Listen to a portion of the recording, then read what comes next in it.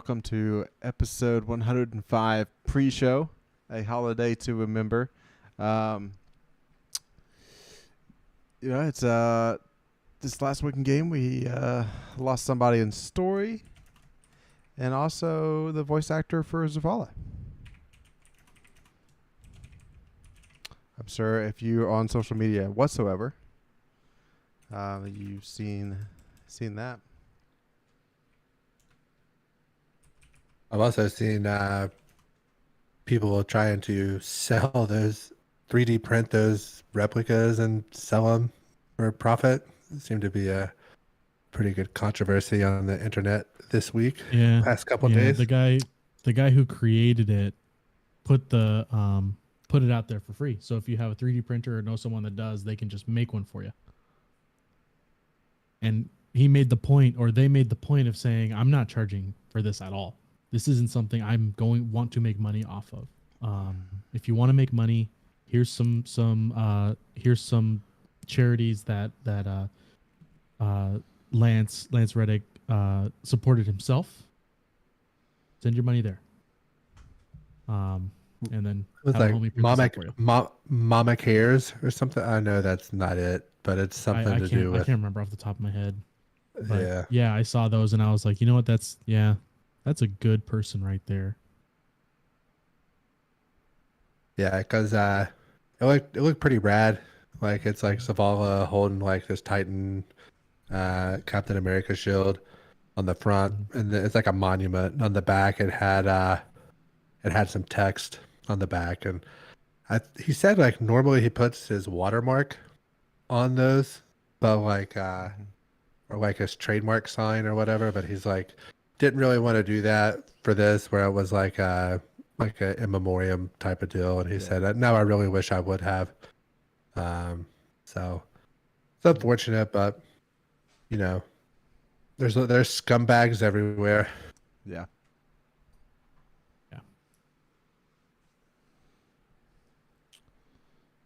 Jared, yeah. Drinking anything good tonight?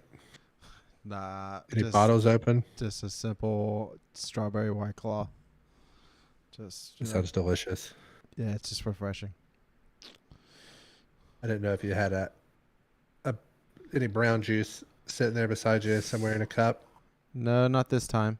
I have the empty. I have the empty glasses around that I need to clean up. But I cleaned my area before the show today, so I got the Blue Mountains. There's a blue one there somewhere. Then we got some of the Wild Turkey Rare Breed. Yeah. How do you like that? Dude, I kind of like it, man. I'm not a huge Wild Turkey guy, but I really like this Rare Breed. I heard a lot of people say like it's usually the best bottle you can go get on the shelf, and I think it's a little too much hype, but I mean it's fine. I'm not sure it's the best bottle you can get on the shelf.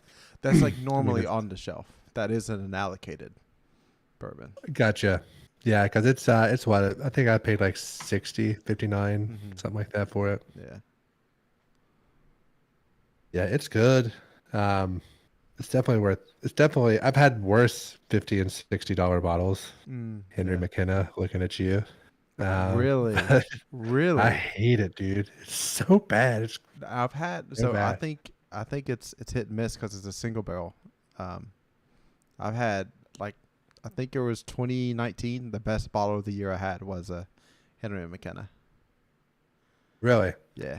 Well, so I tried Seth Carver's. He had it opened because I've got one unopened here, and I was like, man, this is really don't get the hype on this one. So maybe he just had a bad year or something. So yeah, I think you had a bad barrel. Bad batch. Yeah. Yeah. Makes me want to open mine up now because I planned on just like selling it for $50 and being done with it. Oh.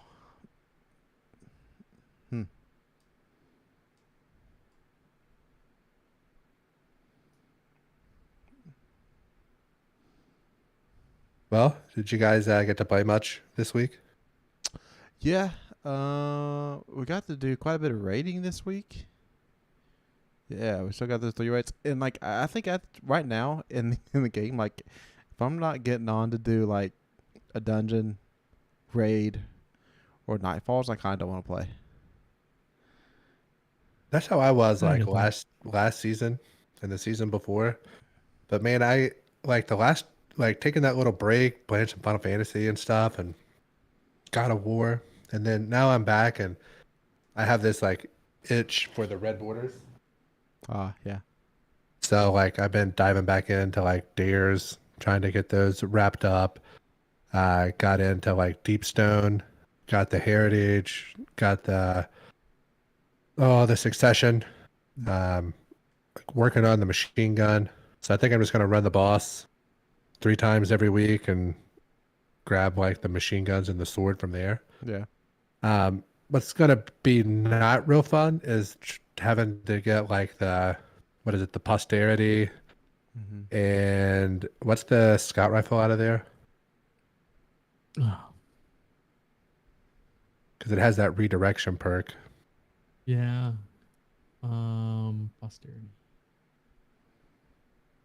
But like I have those my dim come up. from like Hold on. those come from not very fun encounters, right? True. So I Boop. mean, Trusty. yeah, with 2 E's. Yeah. Yeah. So that'll be something whenever it cycles back around, I'll try to find a group and Mm-hmm. set up like that first encounter for a while.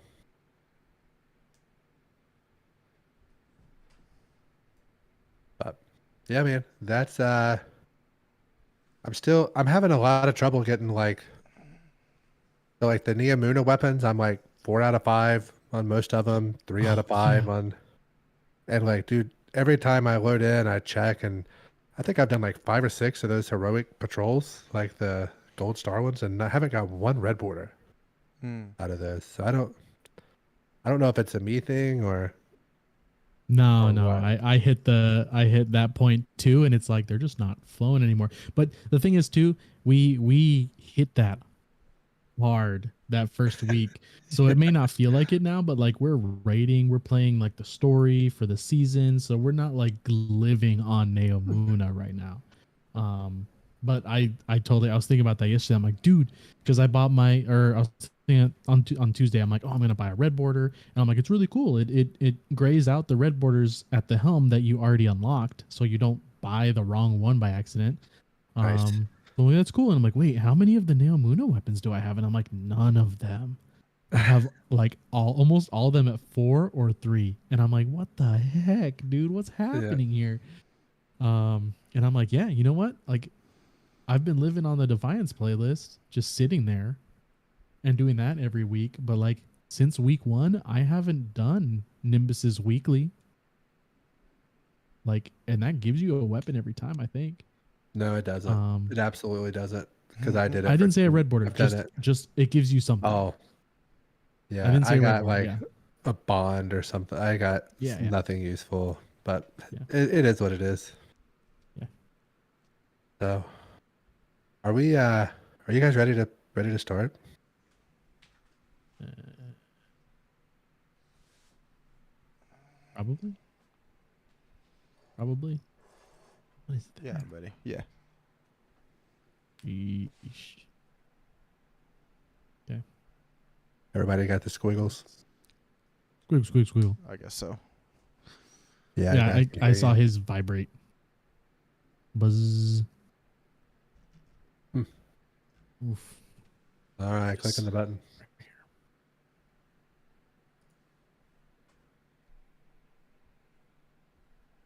Eyes up, Guardians. We are live for episode 105 of the Conqueror's Corner podcast. Today is March the 23rd. I am the Destiny bad boy, NotRyanFox, with my fire team, who all of you CCBs know by now. Jared? Hey everyone. Man, what a week in Destiny. A lot of stuff moved in the story. Big news like as a for a voice actor, for Lance Reddick. It's a lot to talk about this week. And the chronicler himself, chadocero.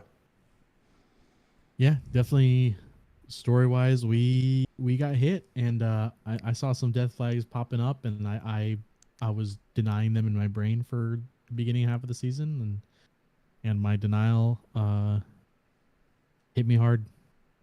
Very sad. And remember, if you're watching on YouTube, don't forget that you can take us on the road via Spotify, iTunes, and other podcast services. Make sure you subscribe, unsubscribe, resubscribe, click the bell, turn on notifications, yada, yada, yada. Follow us on Twitter at DestinyCCPod. Send us a bunch of friend requests. We got the TWAB from Sam this week. Before we get into that and the intro music, we do joke a lot on here. We've done a lot of goofy moment of silences and things like that. But really would like to take a moment of silence here for Zavala.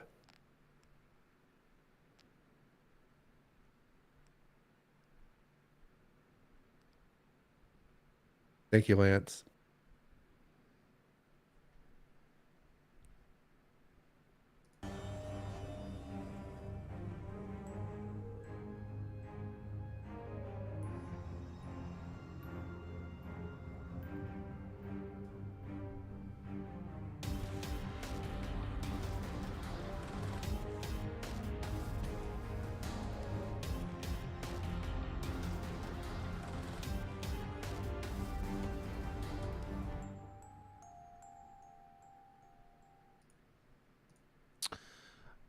All right, everyone. The TWAB. First thing up in the TWAB, you know, we kind of talked about this already, but Lance Reddick passed away last Friday, and I think it was to natural causes. So, you know, he was the voice actor for Zavala, and you know, he's been around. You know, we've heard that voice for 9 years in a row now, I think. You know, he's been in a lot of different shows, a lot of movies, and every now and then you walk by and you hear that voice. You're like, hey, I know that voice. And you actually like tune in and start watching there for a bit. You know, I think most recently he was on John Wick. I think it's probably his most recent like big movie. I think John Wick 4 comes out this weekend, right? It does. Okay. It does. I'll just tell you it does. Yeah. Okay. One of my favorite things that he was in was an HBO show. Let me pull that back up here. I forgot the name of it. It's been a little while since I watched it. He was in what, Oz or Deadwood or one of those, wasn't he? One of the old HBO. He was in The Wire too, I believe. I saw one. Yeah. Fringe, I think. Is Fringe, what I that's it. saw. Yeah. Fringe. Yeah. That's one that like it's literally because of his voice in the show is the reason I started watching it, because my wife like just started the show, and I was just like walking by, and I was like, hey, I'm gonna watch that with you now because of him. Mine was Law and Order Special Victims Unit. My wife, she's seen that show hundreds of times, but it was early in like the first 2 seasons. He was like the coroner or the DA, or he has like some like reoccurring character before he like moves away in the second or third season. So I saw that and I was like, I was just laying on the couch and I was like scrolling through my phone and I was like, my God, that's Zavala. And I looked up and it was. Yeah. So that was she. She thought that was just so cool that I recognized his voice out of nowhere. And she didn't think I was a loser at all for picking it up. All right. I guess we should go ahead and talk about the loss that happened in game. If you was on Twitter at Reset, or you know you finally got to play the story missions in game, Amanda Holliday. She stayed to the last possible minute to hold the doors open, whole door, shout out, and then explosion. And then Aramis kind of warned Mithrax beforehand that something bad was going to happen, but they went anyways to save the prisoners. So is he able to see the future? Or what's Aramis. like It was Aramis. She just knows because she was working with the darkness, so she just knew it was a trap. Okay.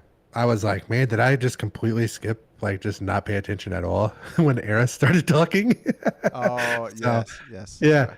I just, I don't really pay. I just kind of just follow the arrow and shoot stuff. So I'm the one that pays the least amount of attention until I see the frames drop to 30, and then I know it's time to pay attention. So, Yep. After that mission, you go to the farm and Zavala's sitting there by the grave, repeating the same like 3 words, right? Was it Chad? Do you remember what they was? Um. Oh gosh. Bravery Sacrifice, inspires bravery. sacrifice. Mm-hmm. Sacrifice inspires bravery, and then bravery. Is it no? Because bravery comes back to sacrifice. Yeah. You don't hit me with these. I feel like you should know I- this. I love doing this to Chad. It makes me so happy. So happy. Yeah. At the same time that Lance Whittick's character that he voiced acts is so heartbroken over a loss in game that can barely speak, only says the same 3 words. It just ties all your feels together about everything. That 2 losses in a week. Now, I don't know if you all remember, but before Lightfall, I said we're going to have 2 deaths next season, and we officially got 2 deaths now with Ronan and Holliday.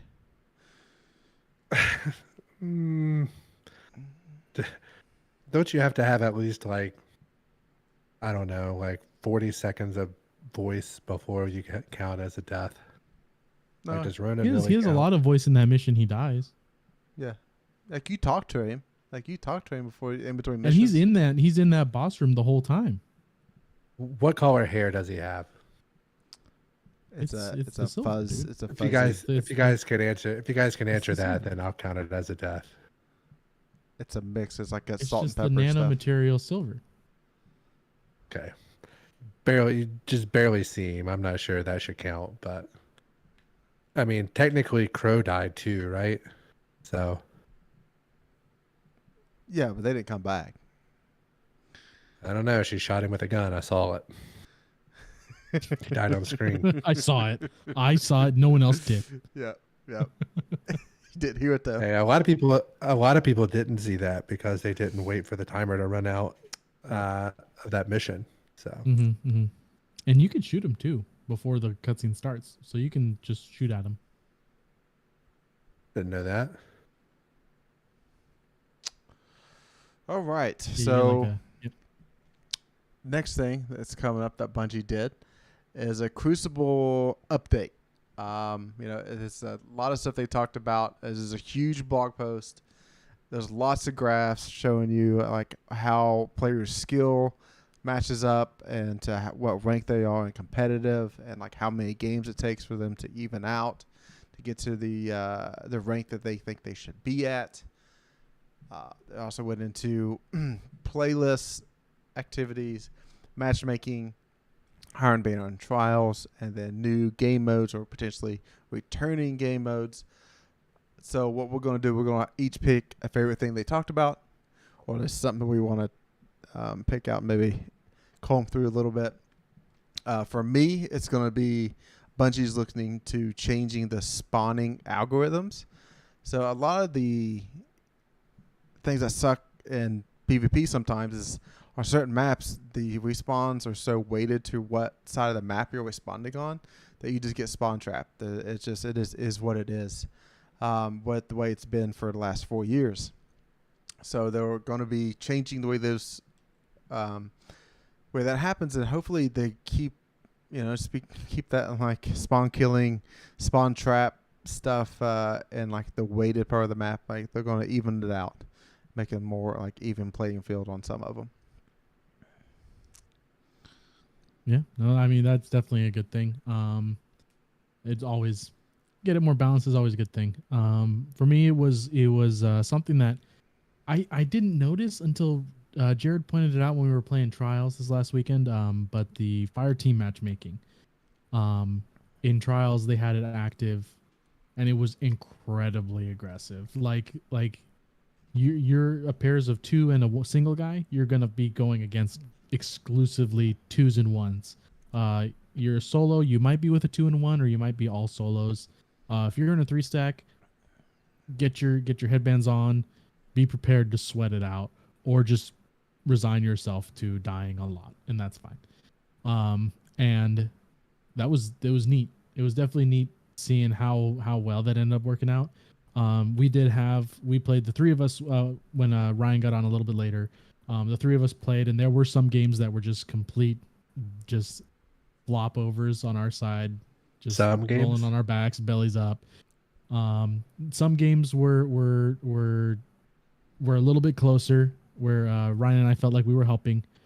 And then we did have a couple games. I think we had a couple wins and a couple games that were aggressively close. Like we're like, this is too close. I don't like having to try this hard.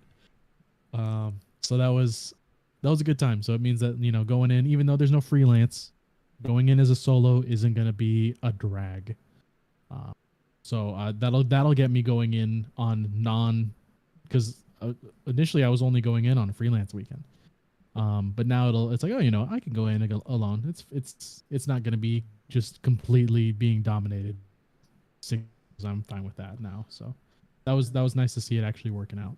Yeah, that's one of the charts that Bungie actually put in the article, but that was for the comp playlist. That if you're going in as a solo, you're playing nothing but solos 80% of the times. And then if you're going in as a 2-stack, you're playing a 2-stack and a 1 98% of the time. And again, if you're going in as a 3-stack, you're playing another 3-stack 98% of the time. Yeah, so the population was high in the playlist this week for the Immortal. What was not fun was I don't think the flawless pool was working, because there were many times I was getting smashed by an adept version of the weapon, and we sure as hell were in the flawless pool. So I do want to say we have been flawless as a fire team before. So we have made it to the lighthouse. I believe we even went 7-0.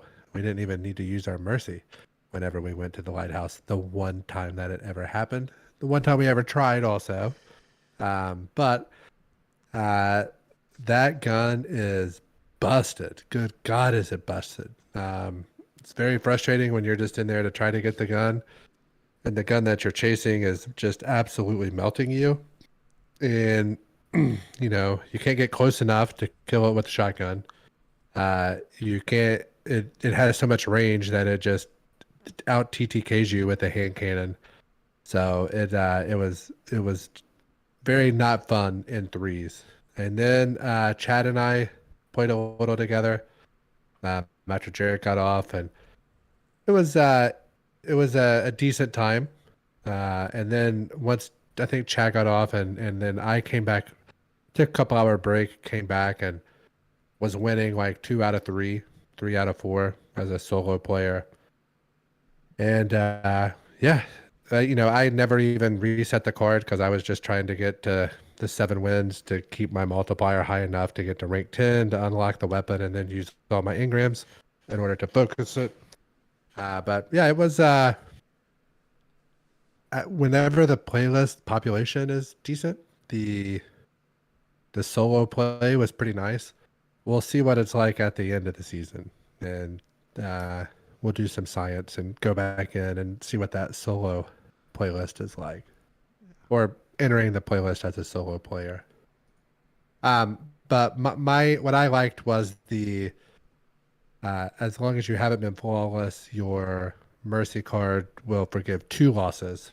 So and then once you do go flawless, it goes back to forgiving 1 loss. As far as that article goes, and pretty good change. I'm sure that the PvP gatekeepers don't like that very much, because God forbid anybody else has an adept weapon to use that aren't the pure sweat lords. But I personally like it. Yeah, the only thing I wish they would have said is that never mind, that's one of my dislikes. So we'll move on. All right. Next up in the TWAB is Master Voodoo Nightmares and Challenges are starting next week. So again, so when the Adept weapons drop and Master Voodoo Nightmares, you want to keep those because in a few weeks or maybe at the mid-season update is whenever you'll be able to level up those Adept weapons and turn their traits into enhanced traits, enhanced perks. So if you get a good roll, make sure you keep it and don't shard it for those for that currency to that for the raids. When Master Raids Challenges also comes along, LFGs kind of start getting maybe a little toxic or short fuse for people trying to get through those. I foresee a lot of Warlock must have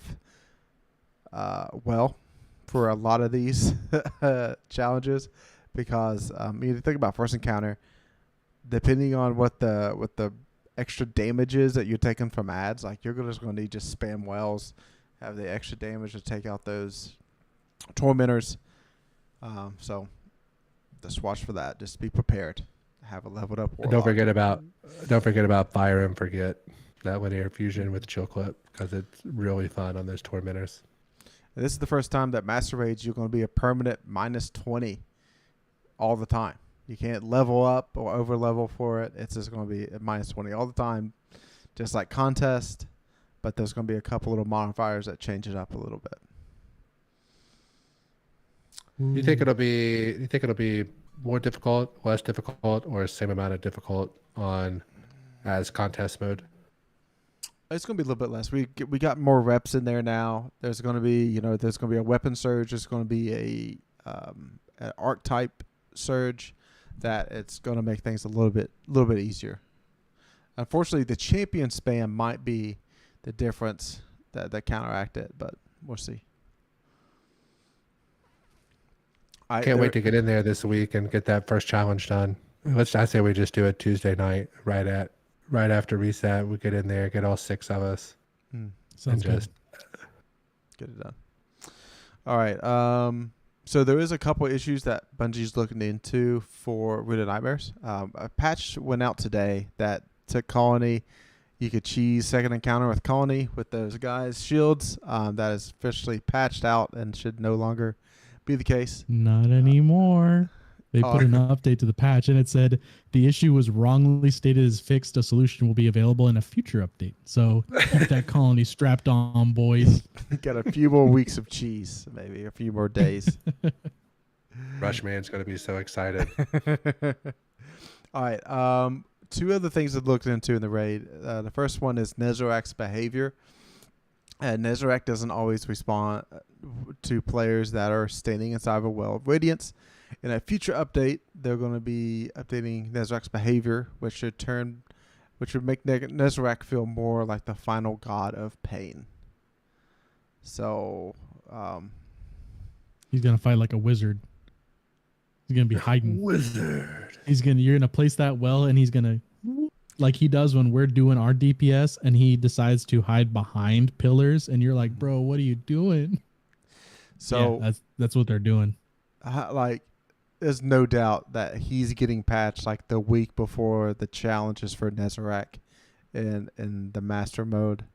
So if somehow you're getting lucky and that week it comes out and like they have a planned patch coming out on Thursday or Wednesday, you need to get it done Tuesday night because whatever that patch is, it's going to make him so much harder.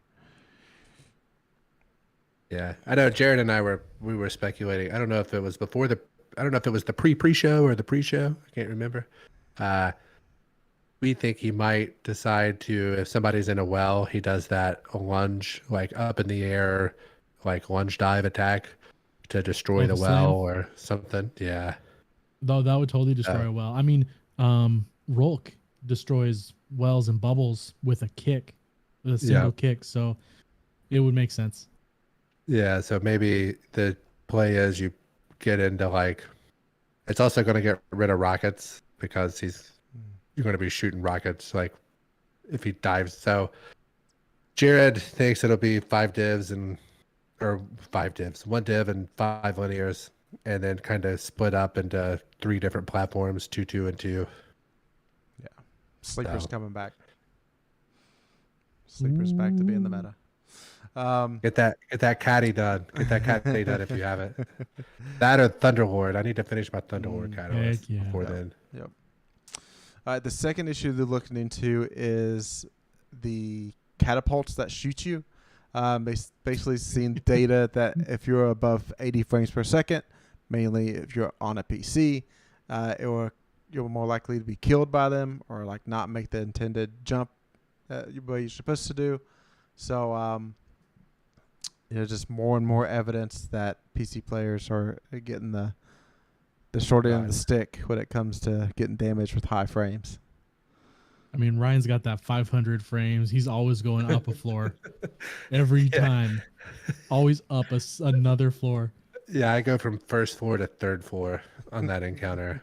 So And then he goes from second floor to fourth floor almost. yeah, it just shoots me right to heaven actually from the second floor. But it's kind of fun. I mean, it's unpredictable. It hasn't like ruined a run yet, thank God. But it could, it will, it will at some point, but it hasn't yet. So I think after that, it took us into the Guardian rank updates, which I don't pay attention to these because I'm a Forever 6. So, Well, for the 2/8s over here, this changes up a little bit. So Legend Lost Sectors to go from 6 to 7, which is like you got to do 5, and one of them's got to be flawless. That is changed up to go into rank 8. And then Master, you got to do the same. You got to do 1 flawless and then complete 5 of them. Solo is changed from going to rank 9 to going to rank 10. So I think, Chad, for me and you, that's less of us that we need to do to get up to 9. Yeah, that's less from going to 8 to 9. So Yeah. I'm fine with that. That one's fine with me. But we definitely did miss Ryan's favorite note in here, and I don't know if even Ryan remembers it. But one of the general fixes they did is they fixed an issue where Cabal Threshers were dealing more damage than intended. Yeah. Chad got the first 80 hours I played of this expansion that Chad was with me. He heard I just lamented those, not like with the weapon, just as a mood, those Threshers. It was so bad. So it's so ridiculous. But listen, I want to go to this Guardian ranks thing. So right now I have 22 out of 23 of those things completed. Back before I decided I was going to be a Forever 6. And the issue is the one that I don't have done is I still have to do 4 lost sectors. So I've already claimed the other 22. Mm-hmm. So if this automatically takes me to a 7, I'm going to be furious. I'm going to take like 2 days off and protest. I think you have to go interact at the tree. Yeah. Okay. Yeah. You can refuse to do it. Okay, good deal. Now that I know that, I'll finish those other 4 lost sectors up. But I just, or whatever the new thing is. But I thought as soon as I claimed it, it automatically pumped me up. So, but yeah, I can't be doing that. You won't have the ability to claim it now. The 6 ones are still there. Yeah. Yeah. It's moving up to next level. That's true.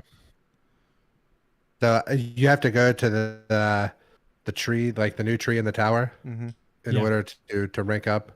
Kind of like a meditation type deal. Exactly. Yeah. Good deal. So I'll just never go near that tree. So. You don't have to be all flame on, in the tower. That you get. Oh, it's awesome. I'll let you handle the flames. So, yeah, I'm a Forever 6, man. Just call me a veteran. Just put some respect on my name. So. All right, now it's time for 3 likes and 3 dislikes.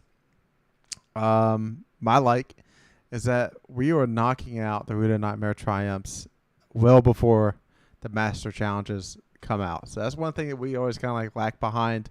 It's just like taking the time and getting the Triumphs done. We usually get them done after we do the Master Challenges for whatever reason. But I don't know if we have any ones left that's just on the regular rate. It's all doing Master stuff and challenges and then like completing it on master and doing all encounters on master or something like that. So getting the badge, the and badge. Getting the badge and master run and the 4 challenges, and then I think there's one for doing all the challenges on master. So 4, 5, 6, like 7. Yeah. Okay. You guys might already have the badge because you guys have the shotgun, unlike myself. Get out of here. I don't have the armor, dog. I had a very productive week red border wise.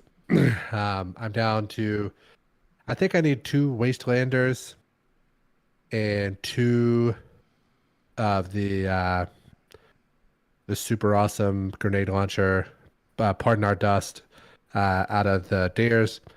And I think I talked about this last week, but Chad and I got our succession and our heritages done.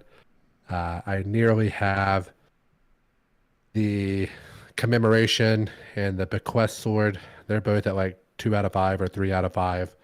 I got the Briar's Revenge. Is that the name of the linear out of the raid? Briar's something. That sounds right. It's either that or Contempt, one of the two. I think, yeah. So I got all 5 of those done and have it unlocked. So I'm just kind of just systematically taking out a bunch of the red borders. I've got like 2 or 3 of the seasonal ones done now. But yeah, man, I've kind of been on that red border grind, and for whatever reason, that's been like kind of rewarding. Like I'm enjoying doing that as much as I hated it. Like last 2 seasons, I've really enjoyed it right now. So yeah, that's been my week. And I've been really enjoying steamrolling Nezipu with the boys, getting it down, running it, killing that raid under, what was it, 70 minutes now. We're getting that run done, and that's with us, still messing around and talking and bathroom break here and there. And it's been fun because it's good. It's a good time to chill and hang out. And we're also running like a newer person through almost every time. And we're doing the Triumph run, so it's pretty wild. But it's been a fun time getting most of the squad back in through there. So yeah, I've been enjoying that. I always enjoy raiding with the boys. Now my dislike is for personal reasons. There will not be a lore segment next week. As far as I'm concerned, from chadocero. So I'm sure Mr. NotRyanFox, the Destiny bad boy, and my boy Jared will have something planned for it. But I will finally be missing a podcast, so I will not be here. It took 106 weeks, but by God, he's finally missing one. The best ability is availability. So my dislike is kind of coupled with a second like, so I'm kind of cheating. So our clan, for whatever reason, has had like 15 people join recently that have been somewhat active, and a lot of them like never did the old raids or don't have the weapons, so they're wanting to run. So it's gotten me back in. I'm kind of doing these on like Friday and Saturday nights, whenever, either after the runs or, but long story short, I'm going in and running these, like doing like boss checkpoints with the new guys. That's been great. Kind of playing with some new people, and if that's something you're interested in, make sure you just send us a message on Twitter at DestinyCCPod. We'll get you in there for sure. If you're looking for a clan, like ours is kind of picking up, which has been really nice. I've seen, like, there's been a couple times we've had 2 raids rolling at the same time. So, and it's not, before it was a struggle. I wouldn't say a struggle, but we would have a group of 10 or 11 people and trying to get 6 out of. But with all that said, Touch of Malice, man, that drop rate of that gun can just absolutely suck it. I did it 3 more times, didn't get it. I'm gonna try to line up 3 more times this weekend on Oryx. That fight is just very easy, very boring, and like you have to have 6 people that are somewhat competent. Because if the wrong, it's like it's kind of like you're just doing a dance. You're not really fighting anything. You just got to make sure everybody knows the steps to the dance. So if everybody knows the steps to the dance, it's an easy 2-phase, get in, get out. But I cannot wait to get Touch of Malice. And I think I need like 2 more Duma Chelchis and 2 more Midas Reckoning. And then I'll have all those red borders done out of that raid. So hoping that happens in the next couple weeks. How many looted clears now are you on that? Do you know? I actually looked a few days ago. I'll look it up while you guys are finishing this segment out. Yeah, I think it took me. I was like really high 50s before I got Touch of Mouse to drop. Yeah, that makes me nervous because I'm not near. Because you like LFG'd that way after Chad and I kind of just quit. Yeah, on that one. So. Yeah, I think I seen it drop. I think it was easily into double digits of other people getting Touch of Malice before I seen it. So I understand that pain. I have 31 clears, and I would say like all but 1 or 2 of those are like I wasn't doing that one for fun. So yeah, man, it's painful because like I saw I think 17 possible drops because one of the guys ran one character twice and nobody got it out of 17 chances. Like that feels like the stingiest. That or Eyes of Tomorrow feel like the stingiest drop rates on the as far as raid exotics go. No evidence to back that up whatsoever. Just based upon me, like just playing the game. My dislike was Bungie not implementing getting 7 wins in trials gets you the adept weapon, and I think that just could be an account-based thing, not a character. I'm fine with it being on character too. I think it'll just put so many people in the playlist every weekend. All the sweaty trials players will have lots more easier games, and they'll be doing their carries and taking more people to the lighthouse in a more efficient way. That I think that would be very beneficial, and many people will play the game even more than what they do now in that playlist.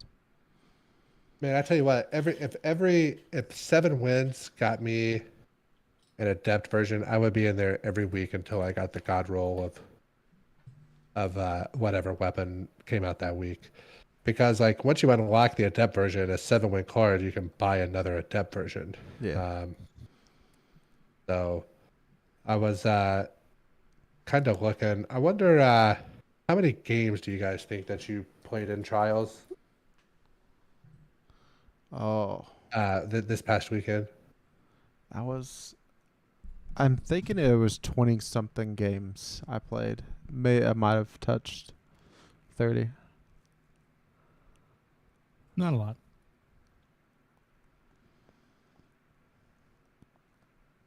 I forget whatever site you go to look that up on. It's been so long since I looked. I just pulled it up. I think I played 27 games.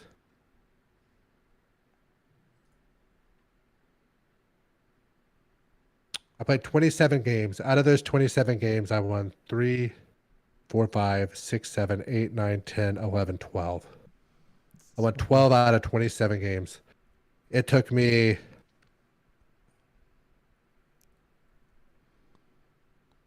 4, 7, 10, 12, 14. It took me 17 games to win 7. To win 7 games. Mm-hmm.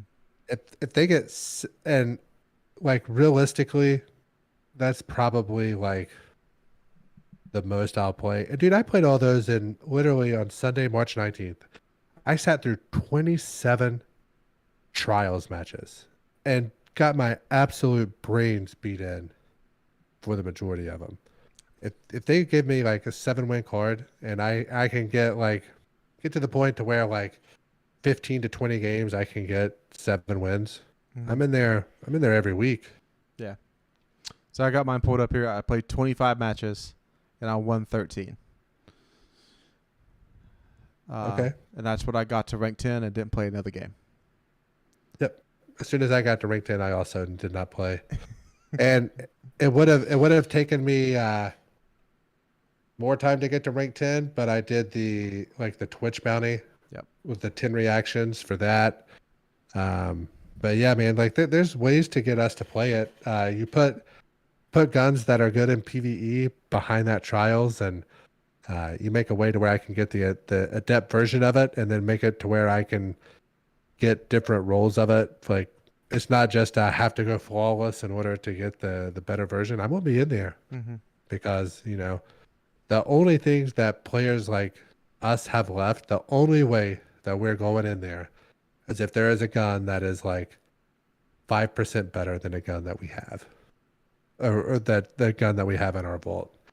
And the Immortal was the gun that is 5% better than the gun that we have in our vault. A, it's a strand gun. B, it's like the perfect, like it's got high stats on it, and you got like some of those strand perks like hatchling and some of that stuff. So it had good rolls.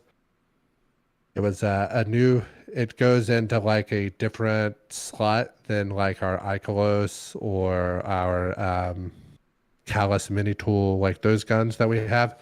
It goes in the first slot. So that's the stuff that gets me to play, because I'm sure not playing for some bow or something. You know what I mean? Yeah.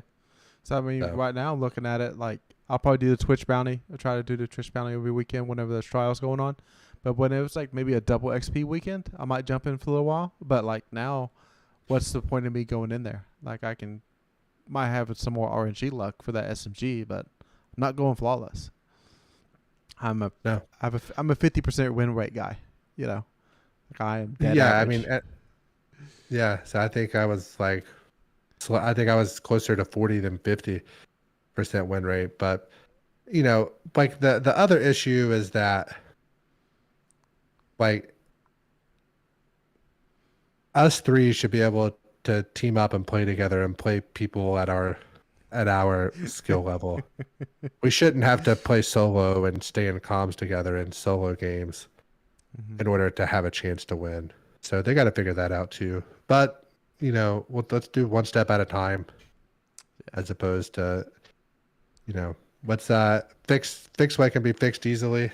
Like I have like all this pulled up. My overall KD. So my overall time played in Crucible is 1,126 hours, which is way more than I would have guessed that it was.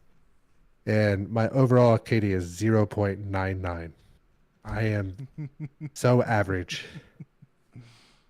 So average. I wish I could see like so many times I'm just holding W, or I just use the guns that are on me because I don't want to open up dim or something to slide stuff over. Like I never run mods or anything that are helpful. I just play with what's on my character. But I do have 2 glaive kills in PvP lifetime, so that's pretty cool. Yeah, just look at crazy stats here, and then we'll probably move on. We can go down this rabbit hole for a while, but I'm in the top. I'm in the top 1% for assists in the Crucible, dude. I'm just like John Stockton, Chris Paul. Just I'm a point guard, Yeah. Where are you seeing this at? This is. Are you on Crucible Report? Destiny Tracker. All right. I'll do that here. I'll do that another time. That's probably a good episode. Just random facts about us and our stats. Yeah. I'm sure that would get the listens. Yeah. Because people care so much about. It's like talking about your fantasy football team. Like nobody cares about your fantasy football team. All right, so that is it for 3 likes and dislikes this week. We're actually going to move on to a weapons breakdown. It's Iron Banner this week. So there's some Iron Banner weapons to go out there and chase. We're going to be basically talking about 3 Iron Banner weapons here, because these are the 3 that I think are worth your engram focusing. If you're going to focus, these are the 3 that I would consider going in after, for somebody who's been around in the game a little bit. Now, all Iron Banner weapons will have a origin trait called Skulking Wharf, and that is while you're at low health, Guardian Final Blows with this weapon grant enhanced radar and remove you from opposing radar. That can be pretty beneficial in PvP games. So first up, the return of By the Fox. I feel like almost at this point you could have a Fox loadout with two-tailed Fox in your heavy, this in your connect. I'm sure there's a Fox weapon in that energy slot somewhere out there. So for By the Fox, it's aggressive frame connect sniper. So it's the hardest hitting, but also usually the most sluggish. So PvE, I'm looking at fluted, appended mag, because that gets your magazine up to 4, and then rapid hit with 4-pull or explosive payload. Payload does a little bit less damage than 4-pull for major champions and bosses, but payload also does a lot extra damages to vehicles and other stuff too.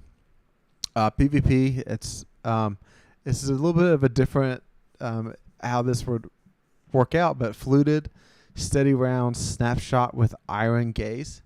So if you're not familiar with what iron gaze is, you get plus 20 to aim assist, but range drops by 30. So snipers usually never struggle with range because of zoom. That potentially this would be an awesome role. At that role that I mentioned, your range stat would be 35.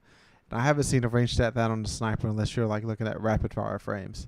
So if I was able to get that, I think I'd really mess around and have some fun to see how sticky it is. / should I just run the opening shot in that last column instead of iron gaze? Yeah. So before I had my dim pulled up, and I have a Bite of the Fox that has snapshot opening shot in the as like the so that's still a possible role. Okay. Other than that, I guess the other highlights would be moving target in column 4. And you pair it with snapshot. There's also that slick draw in column 3 that crazily boosts your handling, but you lose aim assist and aim assist cone. So maybe you pair that with moving target to help you out, or iron gaze. I don't know if they offset enough, but if you're like a sniper guru, just let me know, and you probably already know more about that. Besides me, just like, hey, you put on targeting gesture, an opening shot, and a sniper's going to feel good. We're theory crafting. We're theory crafters. We're not. All right, next up is the pulse rifle that came back from Destiny 1, I believe, is Jerome's Claw. And that is a solo pulse rifle, and it's an adaptive frame. So not like the most popular frame out there, but the roll that you can get is pretty awesome. So out of the box, this recoil direction is 73. That's pretty dang good for out of the box and doing nothing else to it. So that means I want small bore in that first column. And then for mag perk, ricochet rounds is there again, buffing range and stability. And then you get the classic outlaw kill clip as the role to go after. Sometimes we overcomplicate with some of these other perks, and you just go outlaw kill clip, and you're gonna mow through most of the stuff in the game. The OG D1 vanilla god roll. If you get anything with outlaw kill clip or outlaw rampage, you never deleted those ever. And unfortunately, 8 years later, I'm still stuck in that frame of mind. So those are, if I ever see that, I'm like, oh, that might be good someday. I better store it in the vault. So exactly. And to me, I would, if I got that vault, you can use it in PvP and PvE. Like it's kind of just doing it all at that point. Cool Clip got hit hard though back a couple seasons ago. Like what did it go? It went from 5 seconds to 3 seconds or something. I think they fixed that a bit. I think it's very more consistent, okay. And now you can reproc it too on a reload. Yeah. So like Kill Clip was the one that you had to think about a little bit because you didn't want to just, like I'm one of those guys. I fire one round and I automatically reload. You have to remember to like save your reload to proc that Kill Clip. But if that's the most thinking you have to do, then that's pretty good, really. Finally, we have War of the Bear, and it's a solo high impact rocket launcher.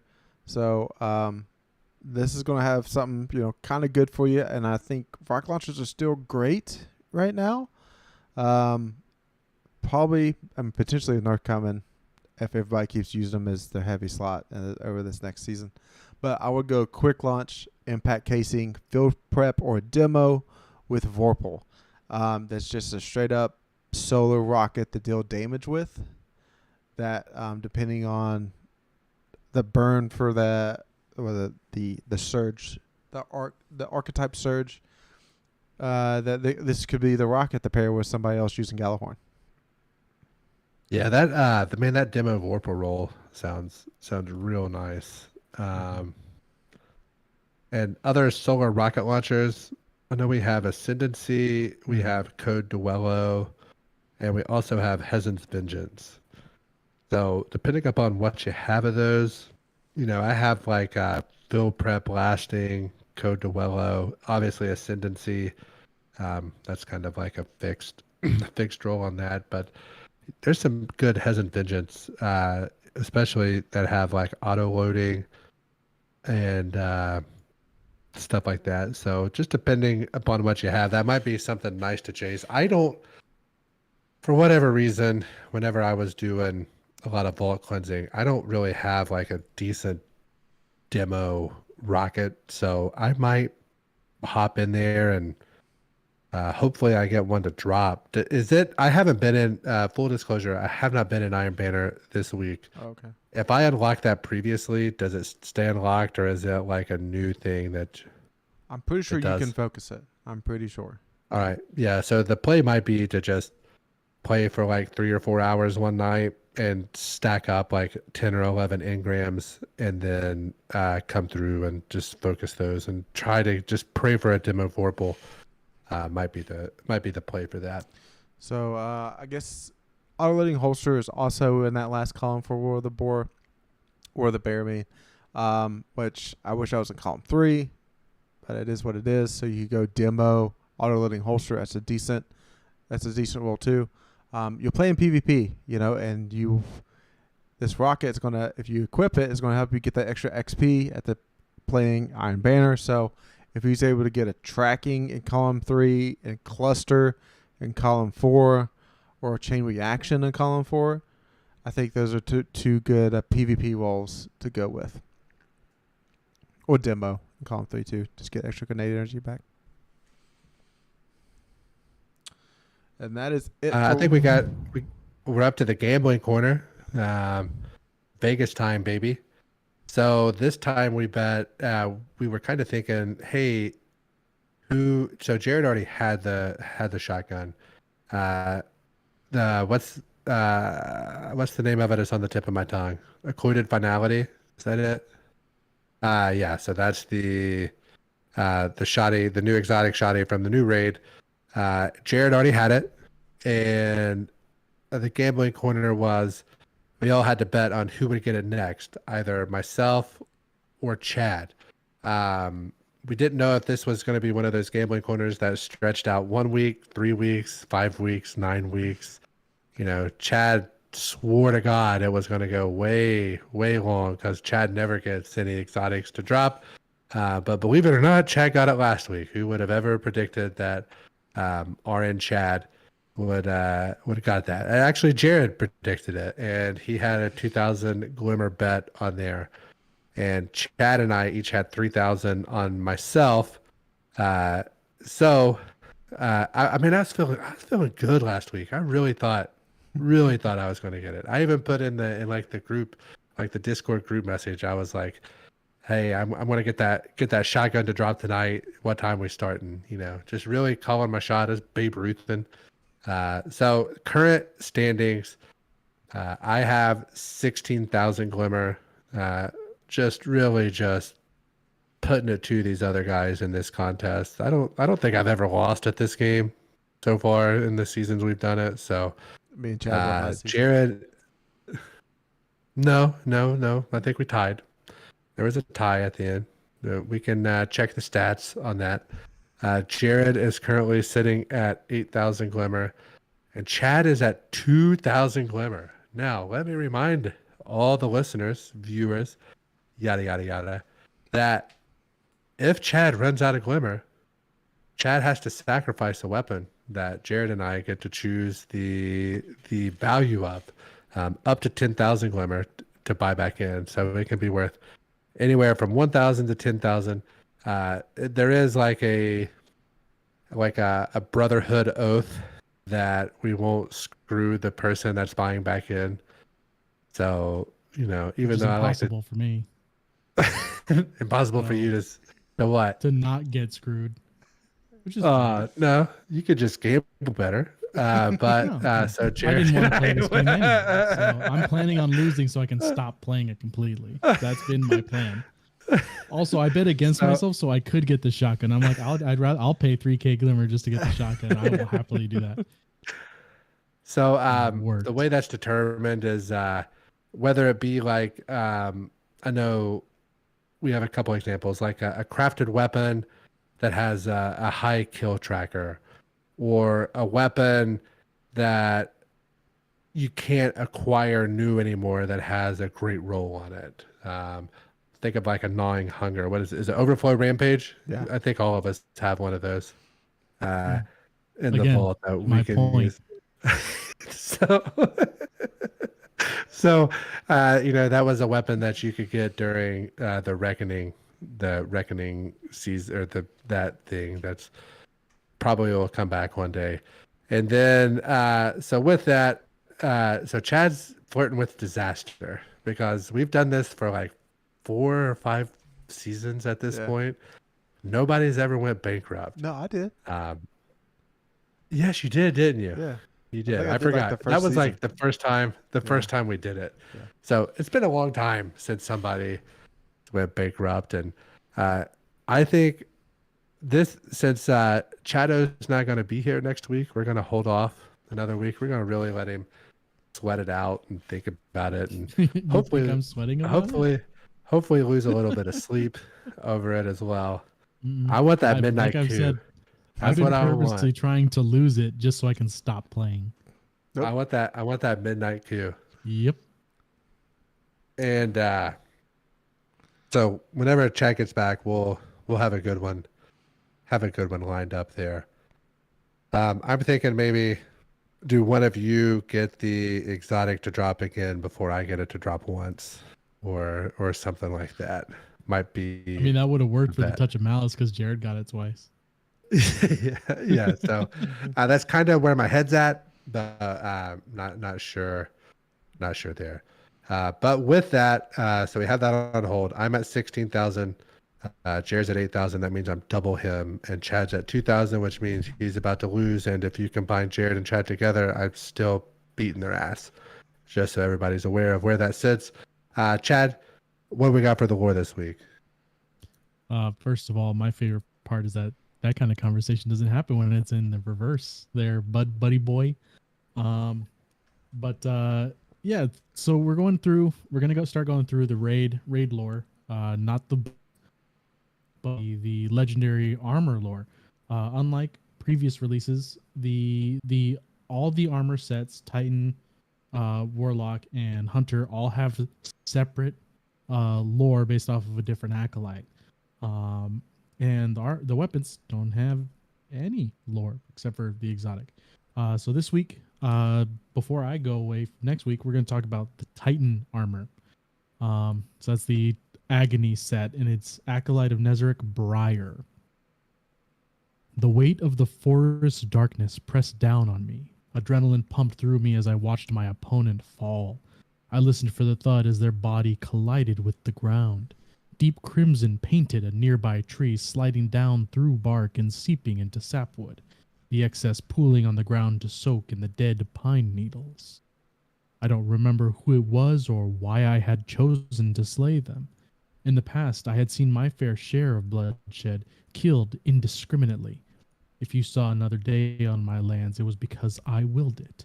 But this felt different. Up ahead, shadows shifted in the sea of trees. I braced myself, sword held steady. Shivers traveled up my fingertips, electrified my arms, and settled as a chill on the back of my neck. Who's there? I could hear whispers all around me from behind every tree. It was overwhelming, all-encompassing, indecipherable. The shadow swiftly closed the distance between us until it towered over me. It reached for me and I stepped back. I remember the sinister laugh, the way it touched a primal fear deep within me. I was paralyzed, my mind flooded with whispers. Its wispy body lurched forward and slammed through me. I felt myself fall. The wind left my lungs, and for a moment there was nothing, an emptiness the likes of which I had never felt before. The cycle remained the same, but my actions were not my own. My blade felt heavier with each battle. I did not recognize the shadow attached to me. I did not recognize myself. Did I even know who I was to begin with? The shouts and pleas of my enemies reverberated in the air. My skin burned and my heart pounded harder than a hammer striking an anvil. My head was filled with a dense fog. I was present, but lost. My adversary fell to the ground, gasping for air. I fixed my eyes on their face, and the breathy, animalistic snarl escaped my lips. It lingered in the air like a haunting song. Beneath it was that laugh, his laugh. I fell to my knees, staining them in the crimson that had pooled beneath my boots. I dropped my sword and lifted my shaky hands up to my eyes. The fresh blood ran down my fingers, forming a tapestry in the palm lines. I saw his face in the pattern, felt the weight of his hands on my shoulders, on my mind. I screamed. "You are mine." My threaded silk sheets were no longer a comfort. Instead, they felt like gravel against my skin.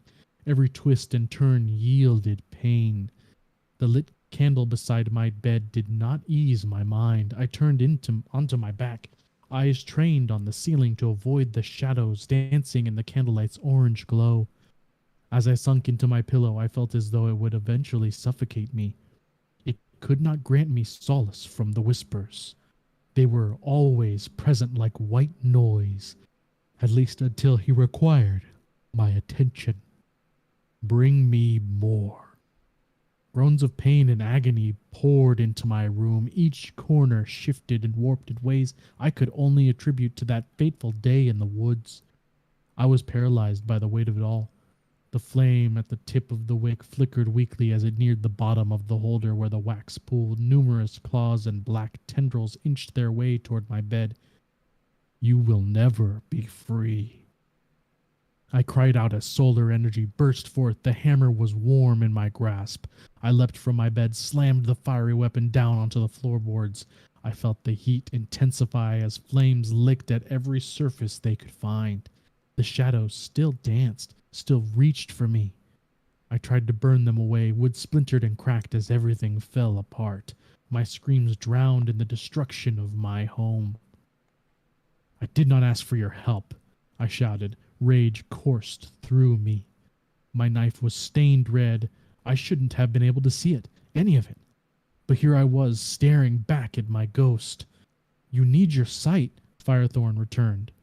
His voice was laced with concern, something I ignored in the moment, but would remember for years to come. "That is not up to you. He preys upon my vision."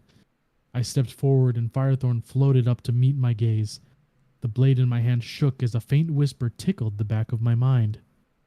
"Do it." I shouted, covered my ears. I could see shapes forming in the darkness of the tree line again. I couldn't take it anymore, but I knew Firethorn would only continue to heal me. "You need to snap out of this," Firethorn pushed. "You're losing control. Where's the great briar of the wild brambles?"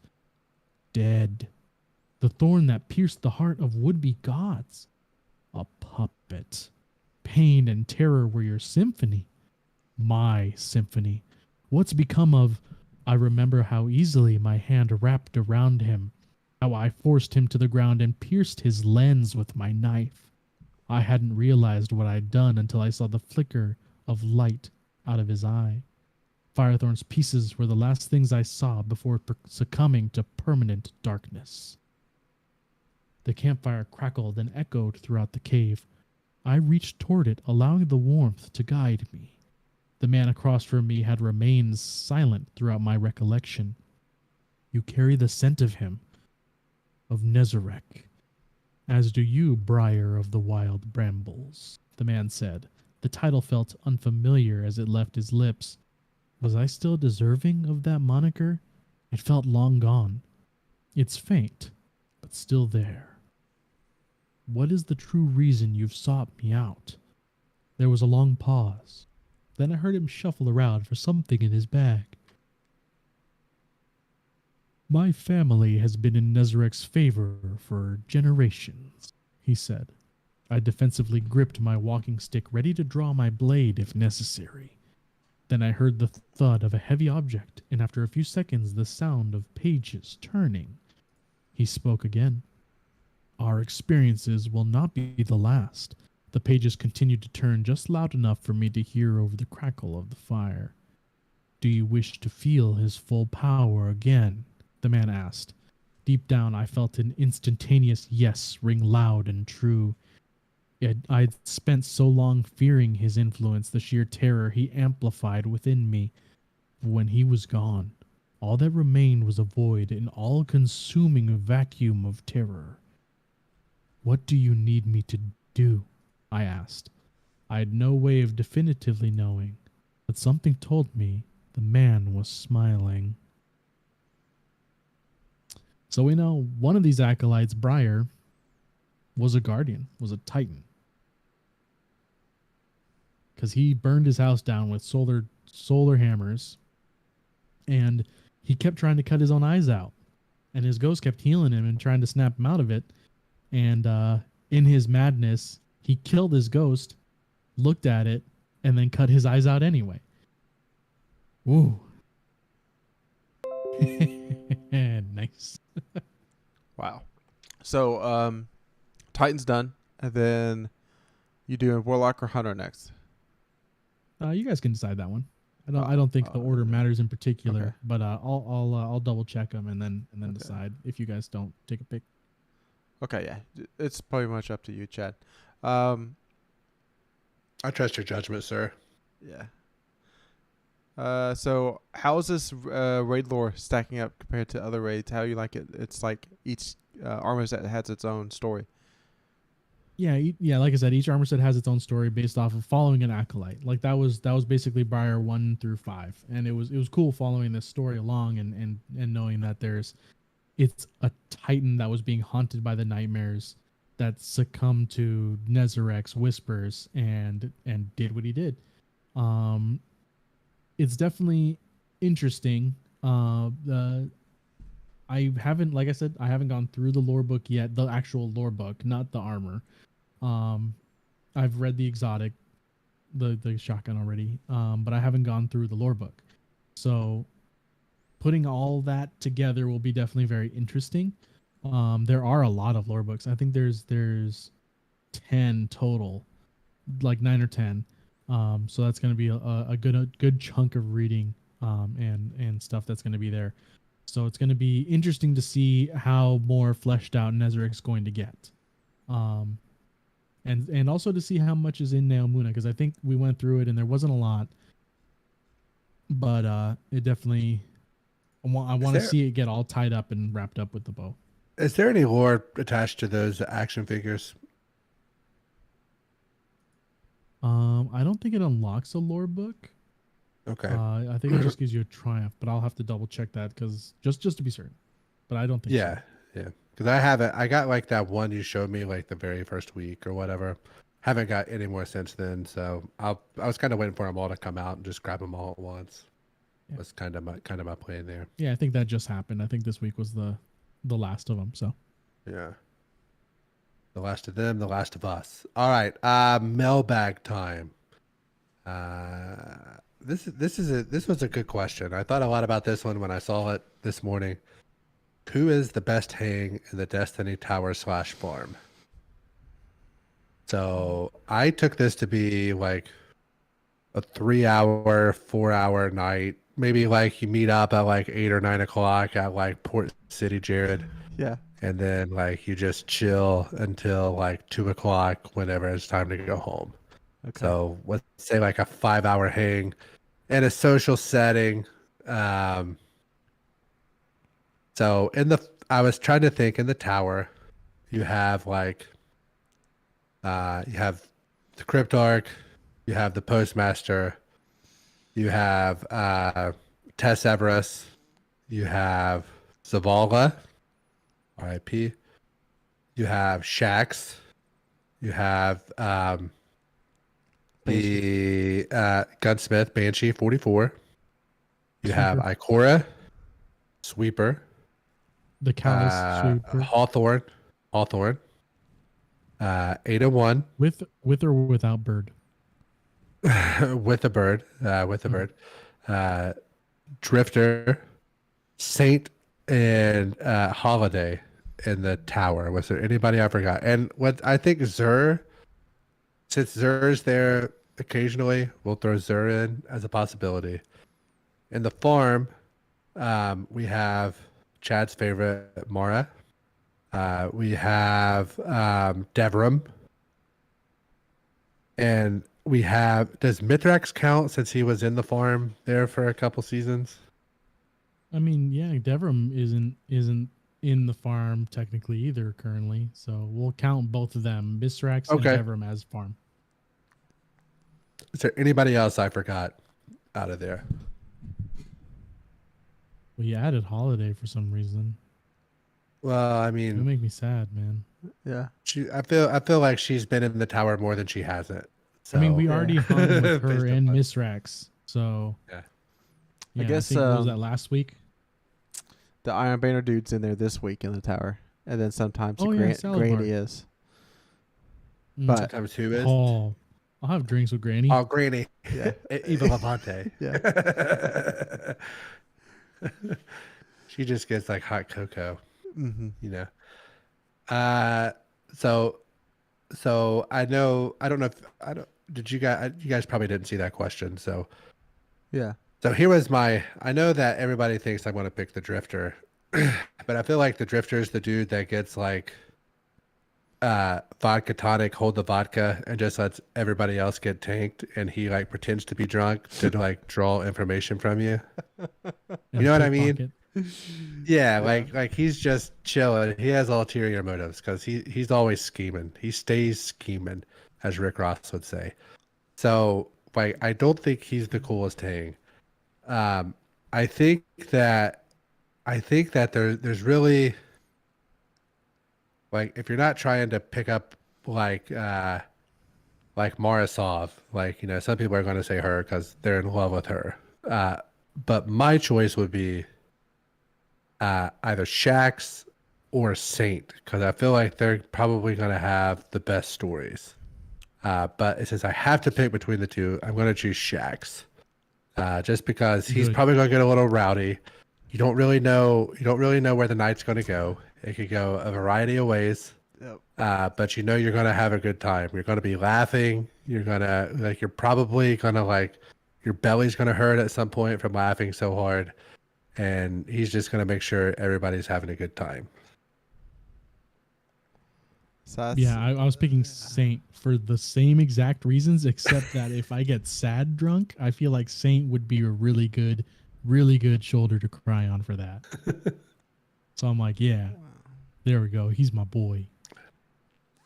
Yeah, you know, initially I was down to those two. I think that would be the best, the best hang. But, you know, I think I got to go out and say Tess, because I think Tess knows more people. The fact that, like, everybody comes and buys shit off of her, that, like, you're going out and then you're meeting a bunch of new people and stuff's happening. Right. And she has, like, more money than everybody, so maybe she, like, picks up the tab. Yeah. She buys a lot of rounds, right? Yeah. So, next question. Is Nezarec more powerful than Rock? I'm going to say no, because Rock could just absolutely just kick everything. I'm not sure about the lore. I'm just based it upon just pure looks and attacks that they have. If you are able to dodge Nezarec's little axe throw or whatever Chad, what kind of weapon is it, an axe that he has, or is it like it's like a hammer with the axe head on the back of it, yeah. So his axe, yeah. So like the axe hammer is way cooler than Rock's staff, but Rock has like really cool kick attacks and everything. So I want to say Rock is And more the powerful. resonance, like Rolk has the resonant beams, just firing all over the place. Yeah, so I want to say Rock. You want to go, Jared? No, go ahead, Chad, 'cause I'm thinking. Chad knows the real answer probably. So All right, I'll go ahead and go then. So, I think it's Nezarek because Volk got tricked into being in Savathun's Stone World, that he is dumber, therefore not as powerful, and Nezarek was only taken out by like the Traveler and Savathun together initially. I believe that is the case. Yeah. Rolk was put into that throne world to watch over Savathun and for worm breeding. He was basically relegated there by the witness, and he didn't like it, but he did it because he was the disciple. So he just sat there and did his thing. And he was watching the Witch Queen. He's like, I know you're doing something, but my whole job here is to sit here and breed these worms for the hive. Because that's what the witness told me to do. what a crappy job. Just to just make sure that one worm does the other worm. But he was more or less. I wonder if he was Creed's worm guy, you know? Do you think like could have been? Do you think he had to like help the worm like get in position? No, to breed? The worm was always it's in like Witch permanent Bulldogs. position. Yeah. But we have in the books that Rolk caused a basically a genocide of his own people, completely wiped out all of his own species on that entire planet and everything else that's alive. And then he went around and did that to another good number of worlds, as well as went down to the fundament, ripped a rib out of the Leviathan, kicked it aside, and then went down and ripped the worm out of the middle of that gas giant. So that rib that's in that first encounter for Vow, he ripped out with just his hands. And then the worm that's there, that giant worm that's there, he pulled it out of not the center, but the depths of a gas giant. He just picked it up and ripped it out. And like that's a lot of strength, man. Did you tell us about this, or was I asleep in this part? No, I did. We talked all about that. But that's he should have one kick should have literally just blasted a hole inside of a guardian. Like, you should just be dead based on the amount of force that he's proven to have. But Nezarek is maybe also, he skips leg day. Maybe, yeah, that was arms. Nezarek is the god of scions and the god of pain.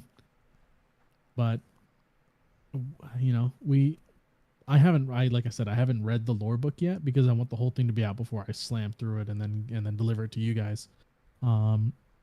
So I don't think we have very many feats of strength from Nezarek. He's more a mind guy because that's where he gets the scion stuff. Like, he gives the scions that psionic ability. So he's much more cunning, and up here, and Rolk's much more like, just get in my face and I'll kill you, I'll spear you with this glaive, I'll kick you, I'll murder you physically.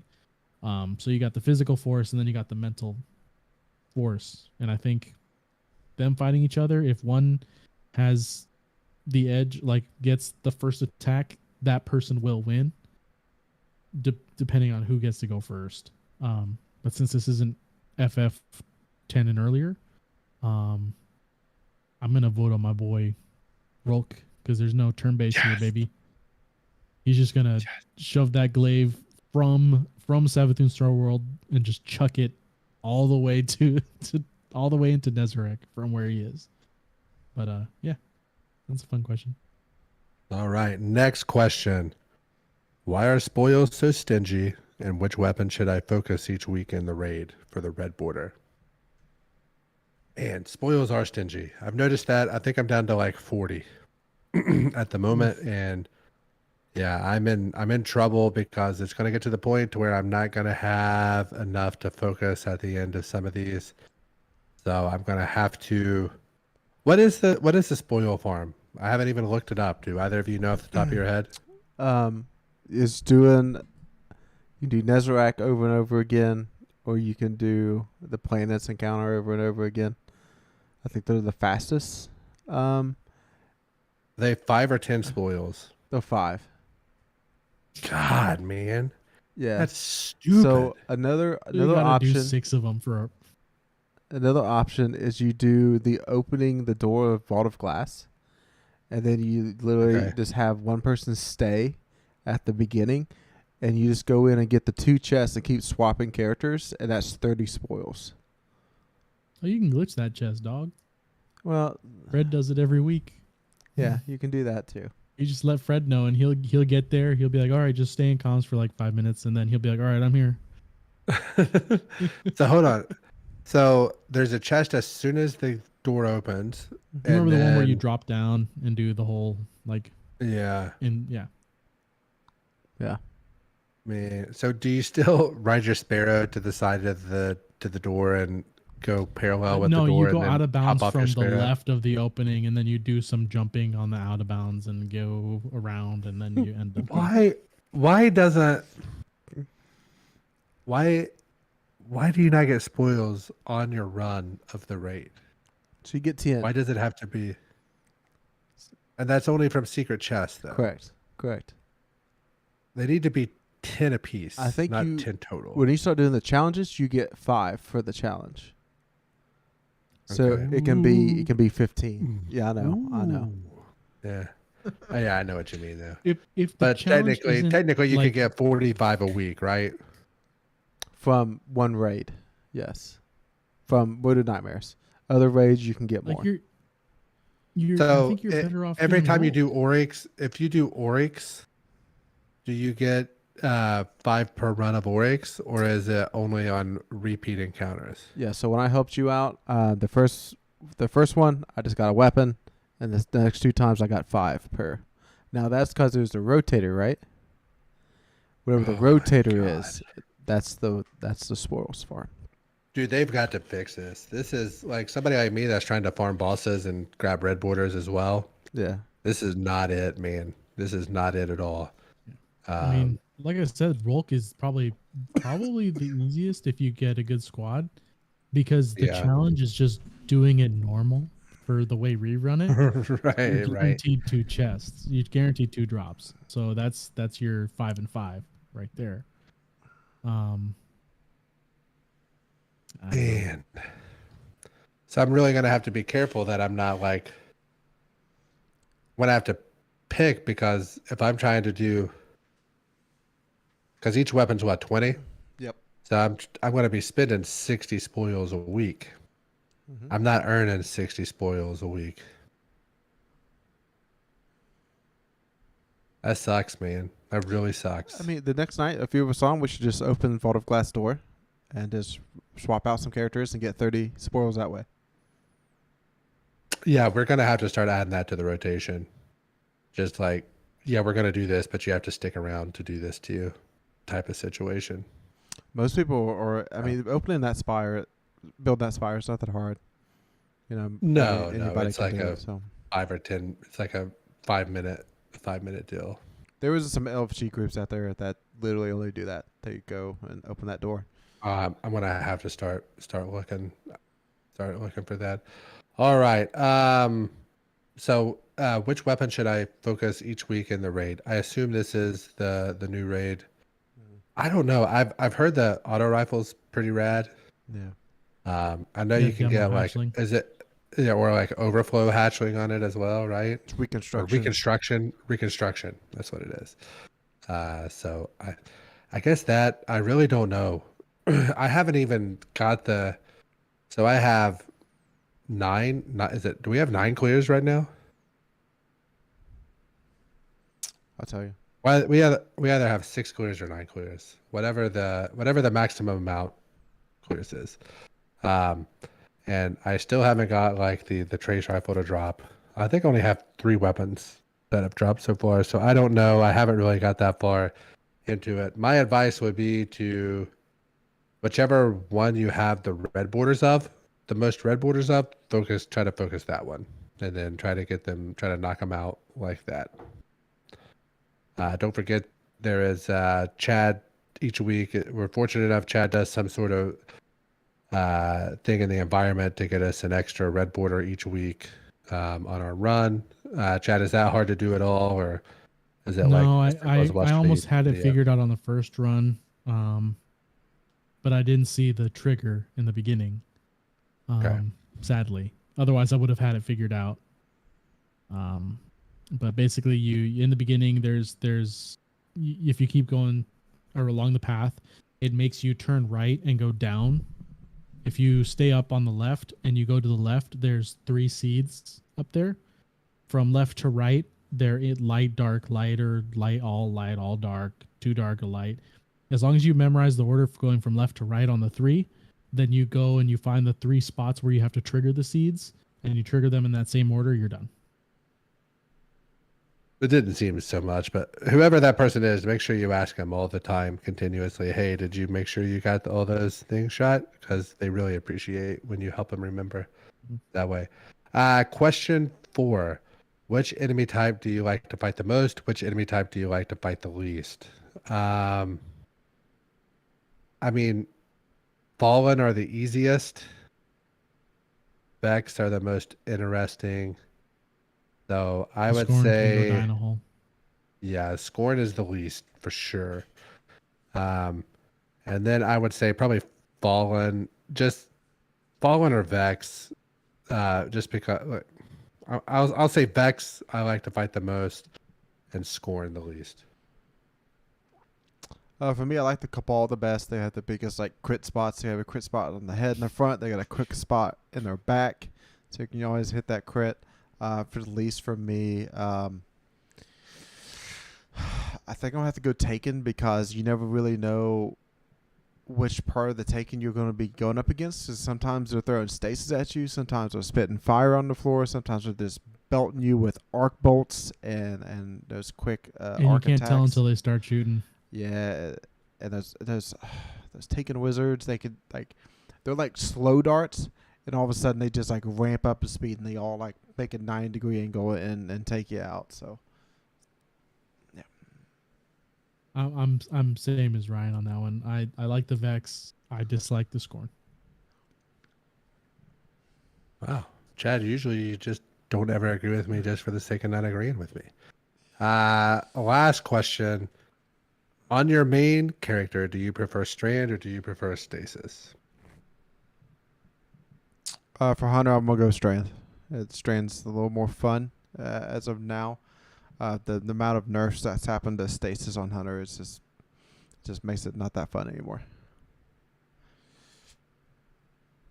Strand Titan is a lot of fun. The Berserker is hilarious. So I do enjoy being a swipey boy on my Titan. I prefer Stasis just because the turrets, but if they ever nerf those turrets, it's going to be Strand. Stasis is just much more viable, in my opinion, just like crowd. All right. I think that is the end. No more mailbag questions. I'm the Destiny bad boy, NotRyanFox, Forever 6. Make sure you follow us on Twitter at DestinyCCPod. We'll let these other guys sign off here. I'm 8 and great and about to be a 9. Let's go. I'm 8 and great, and I'm not gonna be able to play for 9 days. Go Cats still. Love you guys.